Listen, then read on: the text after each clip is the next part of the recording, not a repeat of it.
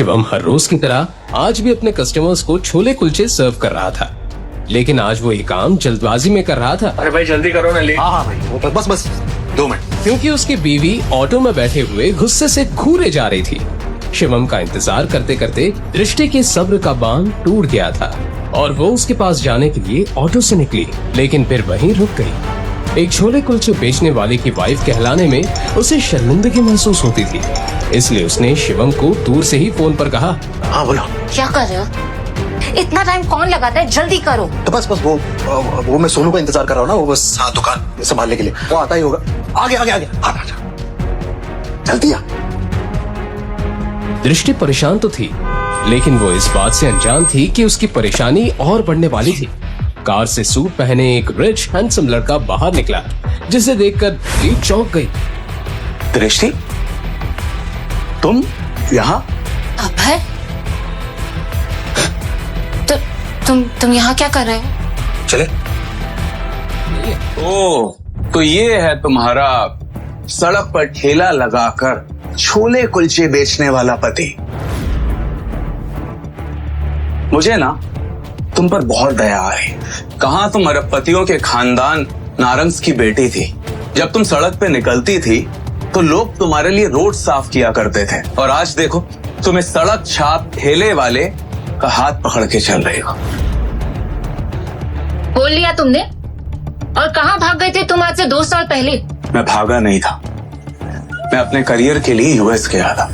ये बात तुम बहुत अच्छे से जानती थी कि मैं तुमसे बहुत प्यार करता था। दरअसल अभय दृष्टि का एक्स बॉयफ्रेंड है, जो उसे कॉलेज के दिनों में बेहद प्यार करता था। लेकिन तुमसे इंतजार नहीं हुआ, मेरे जाते ही तुमने इससे शादी कर ली। अभय की यूएस जाने के कुछ दिनों बाद उसे पता चला कि दृष्टि ने छोले कुलचे का ठेला चलाने वाले शिवम से शादी कर ली है। उस दिन से दृष्टि के लिए उसका प्यार नफरत में बदल गया। अरे मेरा रिप्लेसमेंट कम से कम मेरे टक्कर का तो देखती है। छोड़ो ये सब। तुमने ये नहीं पूछा कि मैं यहाँ इंडिया में अब क्या कर रहा हूँ? नहीं पूछ, क्योंकि मैं जानना ही नहीं चाहती। तुम्हें जानना चाहिए, क्योंकि मैं ये चाहता हूँ। हाथ छोड़ो मुझे। ये देखकर दृष्टि के साथ खड़े उसके पति शिवम का खून खौल उठा। मेरे बीवी का हाथ छोड़, तू लेकर बात कर। अब तू मुझे बताएगा कि मुझे क्या करना है? तू 2 कौड़ी के ठेले वाला, तुझे पता है मैं कौन हूँ? अभय कपूर। ग्लोबल पैराडाइज का नाम सुना तुम दोनों ने? एशिया की नंबर 1 मल्टीनेशनल कंपनी, मैं उसका एमडी यानी मैनेजिंग डायरेक्टर। क्या हुआ? झटका लगा? सोच रही हो ना कि काश 2 साल और इंतजार कर लिया होता तो इस ठेले वाले के साथ घूमना नहीं पड़ता। बकवास बंद करो अभय। तुम्हें पता भी है इन 2 सालों में मेरे साथ क्या हुआ है? Who cares? मुझे जानना भी नहीं है, और ये मगरमच्छ के आंसू टपकाने का कोई फायदा नहीं। अब ये ठेले वाला ही तुम्हारा पति है और यही तुम्हारी औकात है। जी भरकर दृष्टि को जलील करने के बाद अभय वहां से चला तो क्या, लेकिन उसने दृष्टि के दिल को चोटिल कर दिया था। दृष्टि को इमोशनल देखकर शिवम उसे संभालना चाहता था, लेकिन दृष्टि थी जो उसे करीब भी आने नहीं देती थी। पर आज शिवम के मन को एक बात खाए जा रही थी। दृष्टि, क्या तुम आज भी वैसे प्यार करती? आज तो तुमने पूछ लिया, मगर अगली बार अपनी औकात में रहकर मुझसे कोई सवाल पूछना। मैं तुम्हें सिर्फ और सिर्फ अपने दादाजी की वजह से झेल रही हूँ। अगर मेरे हाथ में होता ना तो 1 मिनट में तुम्हें अपनी जिंदगी से निकालकर बाहर फेंक देती। चुप हो जाओ, एक शब्द मत निकालना अपनी जुबान से। तुम्हारी वजह से मेरी ये हालत है कि मैं 1-1 रुपए के लिए तरस रही हूँ, वरना नारंग मेंशन में क्या क्या ऐशो आराम नहीं थे मेरे लिए। ये सुनकर शिवम चुप हो गया और उसने मन ही मन अपने आप से कहा, तुम फिक्र मत करो दृष्टि, जिस दिन मेरी असली सच्चाई सारी दुनिया के सामने आएगी, उस दिन सबके पैरों तले जमीन खिसक जाएगी। तब मैं दुनिया के सारे ऐशो आराम तो क्या, सारे चांद तारे भी तुम्हारे कदमों में बिछा दूंगा। ये मेरा वादा है। शादी के 1 हफ्ते बाद भवानी नारंग की मृत्यु हो गई। पूरे परिवार को बड़ा झटका लगा। नारंग परिवार में शिवम को भवानी नारंग के सिवाय कोई पसंद नहीं करता था। वो चुपचाप खड़ा सब कुछ देख रहा था। भवानी नारंग के मरते ही घर में झगड़े शुरू हो गए और इसी के साथ दृष्टि के माता पिता को नारंग खानदान के बिजनेस और प्रॉपर्टी दोनों से बेदखल कर दिया गया। शिवम को बुरा तो लग रहा था, लेकिन वो कुछ कर नहीं पा रहा था। इस हादसे के बाद दृष्टि अपने पिता की छोटी सी फैक्ट्री चलाने लगी, पर शादी के 2 साल बीत जाने के बावजूद दृष्टि ने आज तक शिवम को अपना पति नहीं स्वीकारा था। वहीं अभय अपनी आलीशान डाइनिंग टेबल पर ब्रेकफास्ट कर रहा था।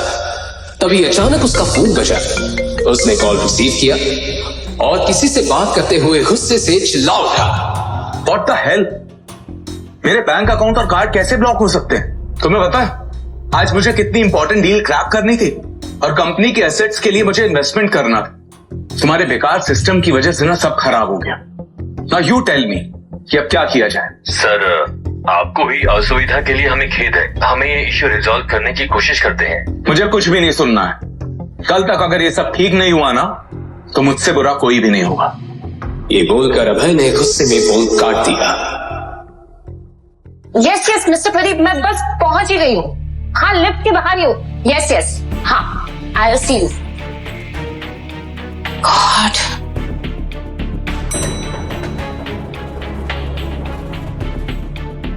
ऋषि तुम इतनी सुबह सुबह मेरी सोसाइटी में? कहीं पुरानी मोहब्बत फिर से जिंदा तो नहीं हो गई? बकवास बंद करो। मैं यहाँ अपने काम के सिलसिले में किसी से मिलने आई, और तुम्हें इससे क्या मतलब? मुझे तुम्हारे मुंह नहीं लगना, प्लीज। अब इतना गुस्सा किस काम का? अब आई गई हो तो ऊपर चलो और खुद अपनी आंखों से देखो कि तुमने क्या खोया है। मुझे छोड़ के मुझे नहीं देखना। अरे चलो दृष्टि, मैं तुम्हें अपना आलीशान फ्लैट दिखाता हूँ। चलो चलो चलो। क्या? अरे नहीं देखना। मिस्टर अभय,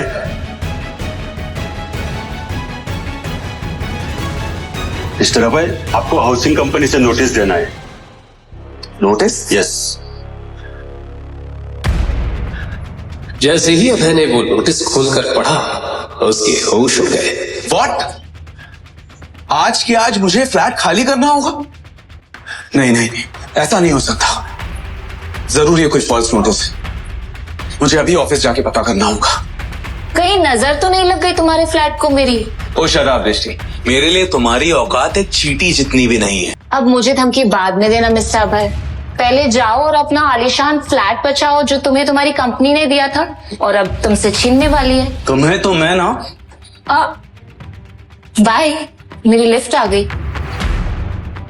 कुछ ही देर बाद जैसे ही अभय अपने ऑफिस पहुंचा, उसने देखा कि उसकी कैबिन में उसकी टेबल के ऊपर एक लेटर पड़ा था।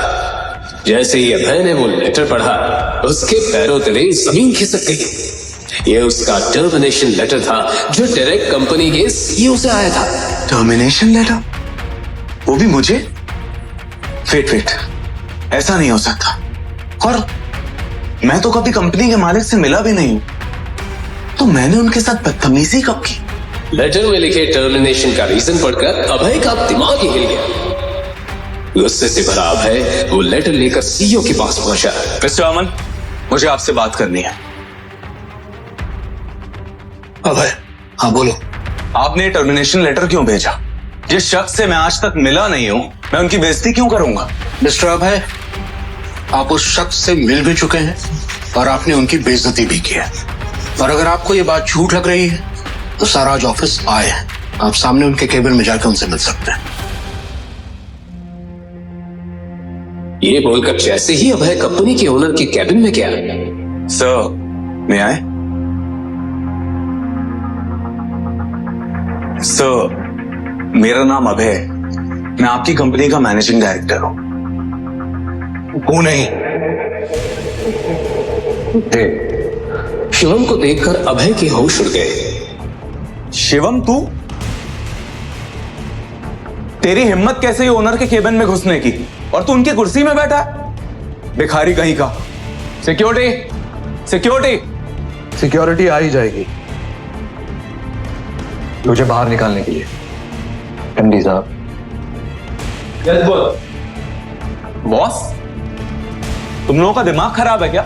ये 2 कौड़ी का आदमी सड़क पर ठेला लगाता है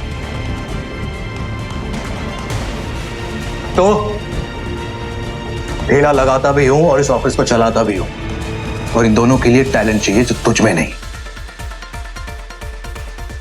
सिक्योरिटी, इसे बाहर निकालो और आज के बाद ऑफिस के आसपास दिखाई नहीं देना चाहिए। ये get out. Sir sir sir sir sir please मुझे माफ कर दीजिए। सर प्लीज एक मिनट प्लीज। सर प्लीज मुझे माफ कर दीजिए, मुझसे बहुत बड़ी गलती हो गई, मुझे नहीं पता था आप कौन है सर। सर प्लीज मुझे माफ कर दीजिए, मैं आपके पैर पड़ता हूं सर। सर प्लीज मुझे माफ कर दीजिए।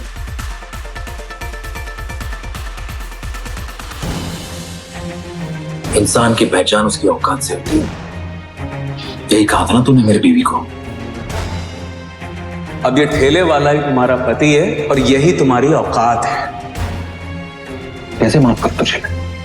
एक काम कर, उठ और फौरन मेरी बीवी से जाके माफी मांग, उसके पैरों में गिर। ठीक है सर, मैं उनसे माफी मांग लेता हूं। और सुन,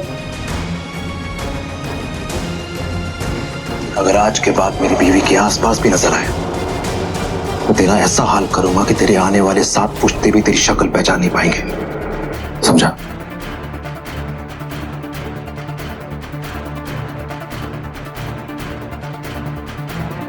और हाँ, एक और बात,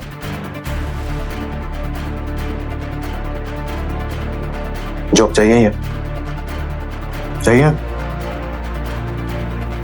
तो अपना मुंह बंद रखना।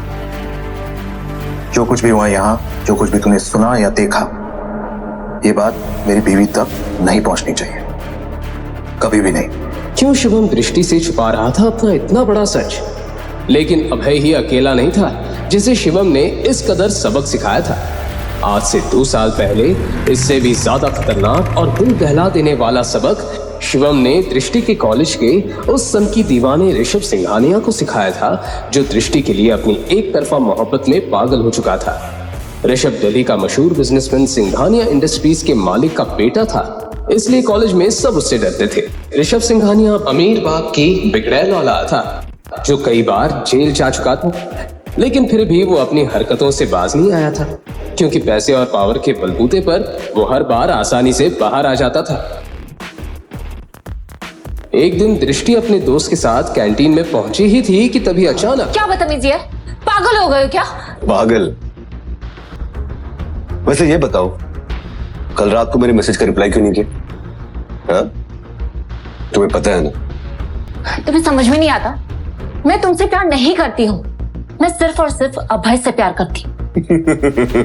ओह माय गॉड, लगता है तुम्हें पता नहीं है। तुम्हारा वो बेवफा आशिक तुम्हें छोड़ के कल रात को यूएस जा चुका है। What? दिमाग खराब हो गया क्या तुम्हारा? अभय मुझे छोड़कर कहीं नहीं जा सकता, समझे? मैंने उसे मना कर दिया था वहां जाने से। दृष्टि ने देखा कि अभय ने उसे मैसेज किया था कि वो यूएस जा रहा है, जो दृष्टि ने पढ़ा नहीं था। दृष्टि को अपनी आंखों पर यकीन नहीं हुआ कि अभय उसे बिना मिले कैसे जा सकता है, और उसने अभय को फोन लगाया। आप जिस नंबर से संपर्क करना चाहते हैं वो इस वक्त उपलब्ध नहीं है। बड़ी भोली हो तुम, जाने मन बहुत बड़ी गलतफहमी हो गई है तुम्हें। जिस अभय की तुम गुणगान गा रही हो ना, वो तुम्हें दूध में पड़ी मक्खी के तरह निकाल कर यूएस जा चुका है। अरे उसे भी सक्सेस चाहिए था लाइफ में, बहुत सारा पैसा चाहिए था उसे। कब तक तुम्हारे साथ टाइम पास करता? उस गरीब की फूटी किस्मत में किसी की निगाह पड़ी होगी और बहुत बड़ा मौका दे दिया होगा तो गया। ऋषभ की बातें दृष्टि को तीर की तरह चुभ रही थी। खैर छोड़ो, मैं तुमसे आज ही शादी करने को तैयार हूं। दृष्टि ने उसे एक जोर से थप्पड़ जड़ दिया। कैंटीन के सभी लोगों के सामने ऋषभ की पहली बार इतनी बेइज्जती हुई थी। How dare you? मैं तुमसे प्यार नहीं करती। अगर खबरदार जो मुझे छूने की कोशिश भी की ना तो बहुत अकड़ है ना तुझमें, दृष्टि नारंग। मैं तेरा वो हाल करूंगा ना कि तू अपना ये खूबसूरत शक्ल किसी को दिखाने के लायक नहीं रहेगी। ये चाटा जो तूने मुझे मारा है, इसकी बहुत भारी कीमत चुकानी पड़ेगी। और तेरी ये अकड़ अपने जूते के नीचे कुचल ना दी ना मैंने, तो मेरा भी नाम ऋषभ सिंघानिया नहीं।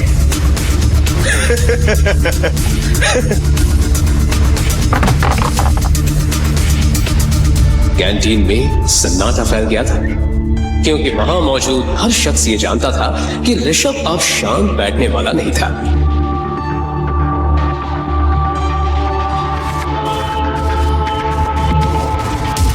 आखिर ऐसा क्या करने वाला था ऋषभ? क्या ऋषभ दृष्टि के खिलाफ कोई षड्यंत्र रचने वाला था?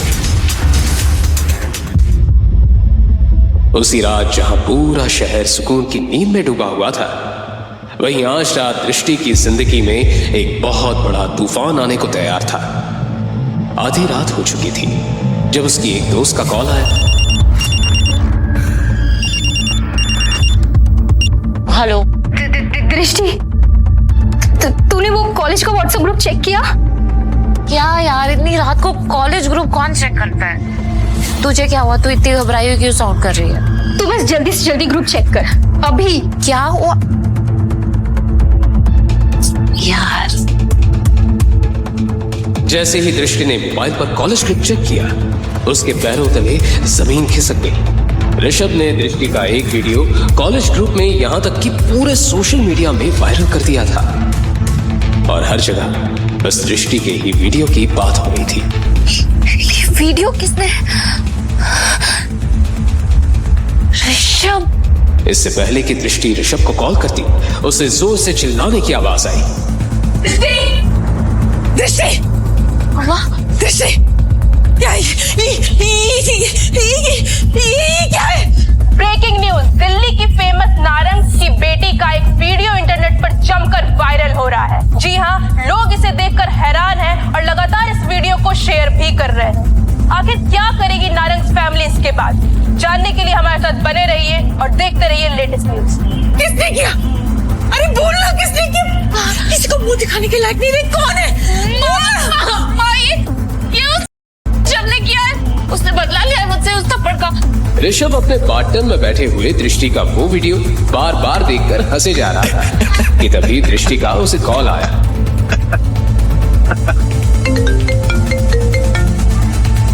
ऋषभ, तुमने क्या किया ये कॉलेज ग्रुप पे? तो तुम्हें देख लिया। तो बताओ कैसा लगा मेरा सरप्राइज?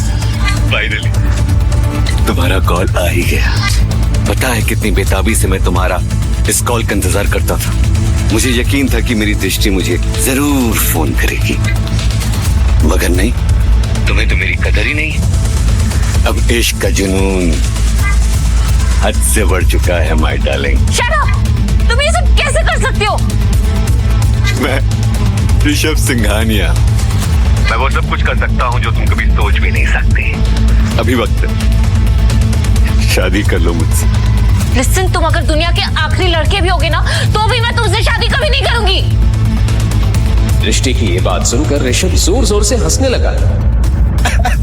वहीं दूसरी तरफ उसकी मां का रो रो कर बुरा हाल हो रहा था।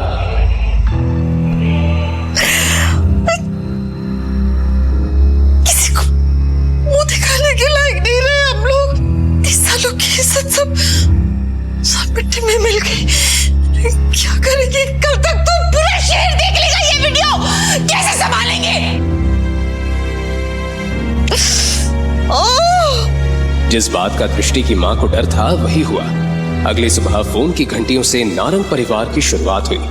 देखिए, आप पहले मेरी बात सुन लीजिए। शर्मा जी यकीन मानिए, फेक वीडियो। ऐसा कुछ नहीं है मिसेस वर्मा, ऐसा कुछ नहीं है। Hello Mrs Verma.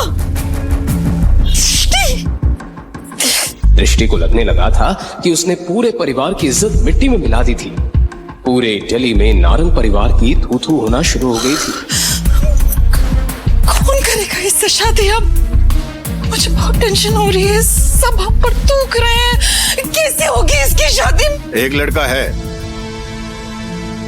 हाँ, एक लड़का है जो अभी भी दृष्टि से शादी करना चाहता है। दृष्टि के दादाजी भवानी नारंग की ये बात सुनकर सब चौंक गए। शिवम, वो लड़का जैसे ही अंदर आया, सब उसे घूर घूर कर देखने लगे। दिखने में बिल्कुल साधारण से उस लड़के ने ढंग के कपड़े भी नहीं पहने थे। उसको देखकर कोई भी अंदाजा लगा सकता था कि वो एक गरीब लड़का है। ये शिवम है, दृष्टि से शादी करने के लिए तैयार है। लेकिन पिताजी, ये लड़का है कौन? क्या करता है? किस खानदान से है ये? तुम्हारी बेटी के साथ जो कुछ भी हुआ उसके बाद भी इस लड़के से इसके खानदान के बारे में पूछ रही हो? शिवम अनाथ है और छोले कुलचे बेचता है। हाँ, गरीब जरूर है लेकिन मेहनती और ईमानदार लड़का है। मुझे सिर्फ उम्मीद ही नहीं, पूरा भरोसा है कि जिंदगी भर दृष्टि को खुश रखेगा। भवानी नारंग की बात सुनकर वहां पर मौजूद हर एक शख्स के चेहरे पर पारा बच गया। किसी को यकीन नहीं हो रहा था कि भवानी नारंग अपनी लाडली पोती की शादी एक साधारण से गरीब छोले कुलचे बेचने वाले लड़के से करवा रहे हैं। मगर बदले में किसी की सवाल करने की हिम्मत नहीं हुई, क्योंकि फिलहाल जो हालात थे उसमें दृष्टि की शादी होनी सचमुच मुश्किल थी। लेकिन दादू मैं एक ठेला लगाने वाले से कैसे शादी कर सकती हूँ? माँ प्लीज आप एक बार मुझे ऋषभ से बात करने दीजिए। आई प्रॉमिस मैं सब ठीक कर दूंगी। क्यों ठीक कर दोगी तुम? कॉल किया था ना तुमने उसे? कुछ हुआ?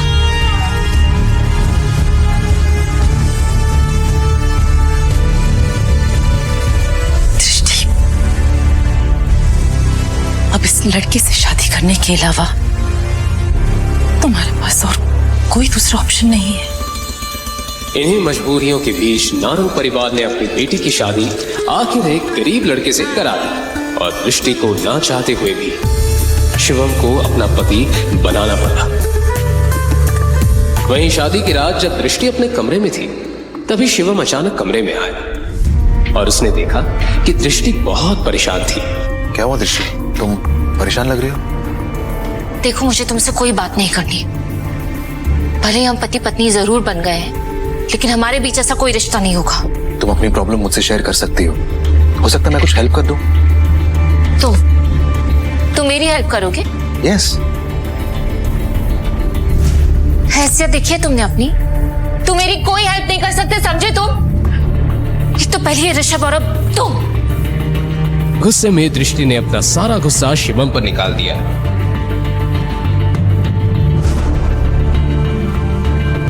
शिवम ने फोन उठाकर देखा तो वो हैरान हो गया, क्योंकि पूरे इंटरनेट में अभी भी दृष्टि का वो वीडियो वायरल हो रहा था। फिर उसके बाद जो हुआ वो कोई सोच भी नहीं सकता।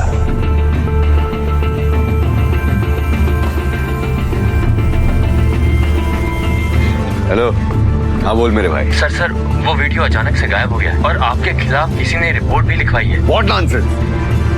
मेरे खिलाफ रिपोर्ट लिखवाने की हिम्मत किसकी हुई? जो भी है बहुत खतरनाक है। उसने आपके सारे अकाउंट्स को ब्लैकलिस्ट करवा दिया है। उस आदमी की बात सुनकर ऋषभ के पसीने छूट गए। उसने तुरंत अपने पापा को कॉल लगाया तो उसे पता चला कि वो लोग बर्बाद हो चुके हैं। डैड, हमारे बैंक अकाउंट सीज हो चुके हैं। हमारी इंडस्ट्रीज पर ताला लग चुका है और मेरे सर पर 1000 करोड़ का कर्जा है। हम बर्बाद हो चुके हैं ऋषभ। तो डैड, किसने किया ये सब? ये सब के पीछे कौन है? लेकिन उसके बाद जब ऋषभ को ये पता चला कि ये सब किसने किया है तो वो सुनकर ऋषभ के पैरों तले जमीन खिसक गई।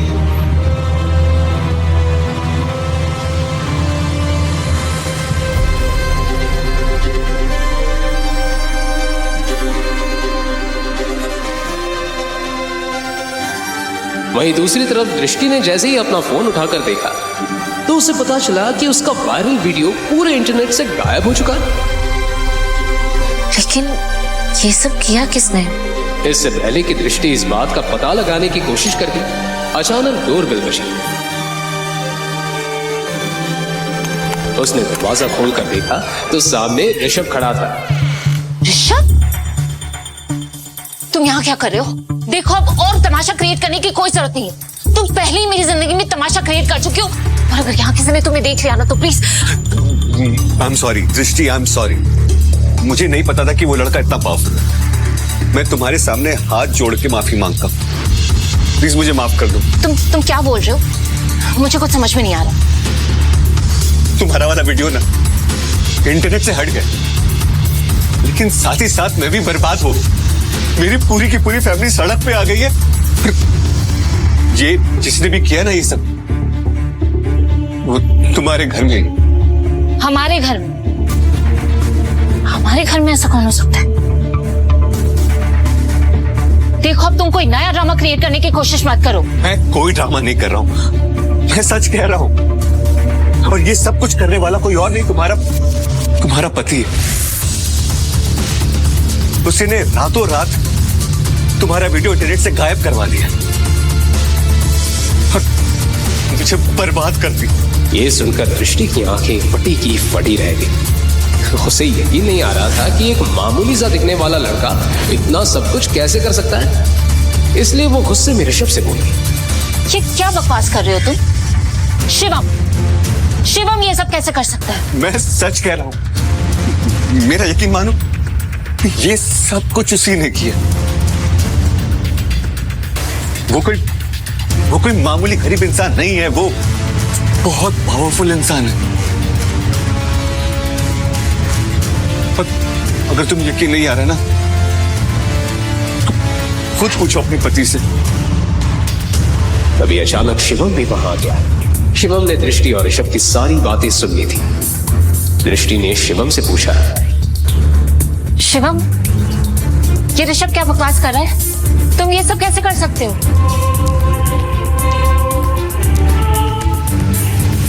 लेकिन बदले में शिवम ने कोई जवाब नहीं दिया और उसके चेहरे पर एक हल्की सी मुस्कुराहट फैल गई।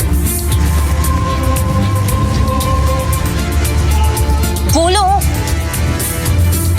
क्या दृष्टि अपने पति शिवम का ये राज कभी जान पाएगी? आखिर क्यों वो इतना पावरफुल आदमी होते हुए भी बेच रहा था सड़कों पर छोले कुलचे? अभी तक आपने जो भी सुना वो तो सिर्फ ट्रेलर है। शिवम का असली राज तो कुछ और है, जिसके लिए उसने दृष्टि से शादी की थी। और इसके बाद जो हुआ उसे सुनकर आपके रोंगटे खड़े हो जाएंगे। तो अगर आपको भी जानना है इस कहानी का हैरत अंगेज सच, आगे की कहानी जानने के लिए देखिए अगला एपिसोड सिर्फ पॉकेट एफएम के यूट्यूब चैनल पर। और शिवम द हिडन वॉरियर के सारे एपिसोड्स को सुनने के लिए डिस्क्रिप्शन में दी लिंक से डाउनलोड करें पॉकेट एफएम ऐप।